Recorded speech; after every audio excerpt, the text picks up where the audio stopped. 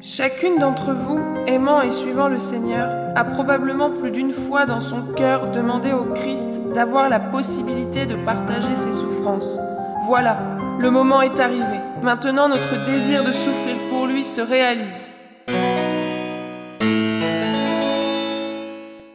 Le 17 août 1917, les sœurs décidèrent de vivre pleinement selon un statut monastique et demandèrent à Anna Abrikosova de devenir leur supérieure. Le pape Pie X les reçut en audience privée. Ils reçurent la bénédiction du pape pour leur future activité en Russie. La sainteté, répète-t-il. Nous voulons que nos catholiques soient des saints. Le 7 novembre, coup d'État bolchevique. La guerre civile gagne le pays, accompagnée de la famine et du chaos.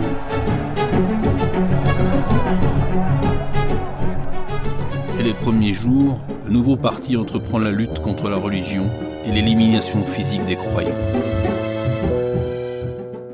À la gloire de Dieu Tout-Puissant, Père, Fils et Saint-Esprit, de la Sainte Vierge Marie et de Saint Dominique, nous offrons en sacrifice notre vie jusqu'à la dernière goutte de notre sang à la Sainte Trinité, comme sacrifice pour le salut de notre patrie. Les denrées alimentaires avaient disparu depuis longtemps des rayons des magasins. Le thé était fait à partir de carottes grillées. La violence, la haine et l'aversion se soulevaient comme des vagues dans le cœur des hommes. Les mains saisissaient des pierres convulsivement et un seul sentiment dominait. Non, nous ne le voulons pas. Nous n'avons pas besoin de lui. Nous ne voulons pas qu'il règne sur nous. Fin du 19e siècle et début du 20e siècle, c'est-à-dire les années durant lesquelles se sont formés nos protagonistes, c'est l'époque qui marque la fin d'une ère. Le peuple russe attendait quelque chose de nouveau qui aurait changé sa vie. Il rêvait de révolution. Tout ce qu'elle faisait lui semblait insignifiant et de peu de valeur. En elle naissait le désir d'héroïsme et de martyre par amour du Seigneur, car en elle ne cessait de résonner son dernier cri « J'ai soif ». Les sœurs avaient le pressentiment que bien vite on allait les priver de cette vie sanctifiante de communauté et de sacrement. Le début d'un long calvaire approchait. Si le père Vladimir devait mourir, il ne nous resterait que le père Léonide. Quelle solitude, quel désert. Le 7 août 1922 à l'aube, alors que les sœurs commençaient à chanter les louanges, le père Vladimir fut arrêté et à la suite d'un court interrogatoire condamné à mort.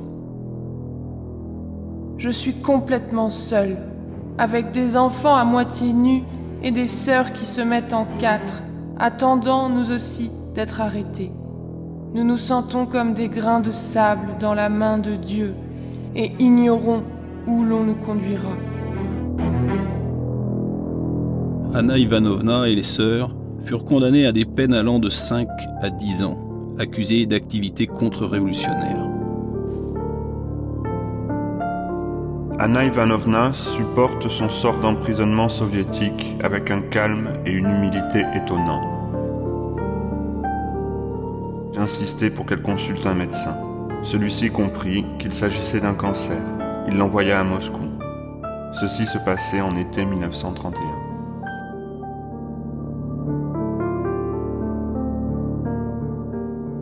Cette véritable martyre est d'un courage incroyable.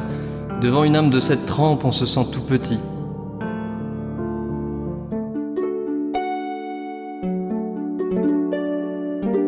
Nous bénissons Dieu, car nous avons l'honneur et la possibilité de souffrir pour lui.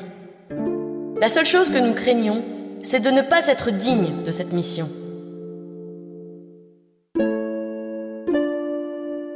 Et après la réhabilitation à l'époque de Khrouchtchev, les religieuses de la communauté des Abrikosov qui avaient survécu purent s'installer à Moscou et à Vilnius.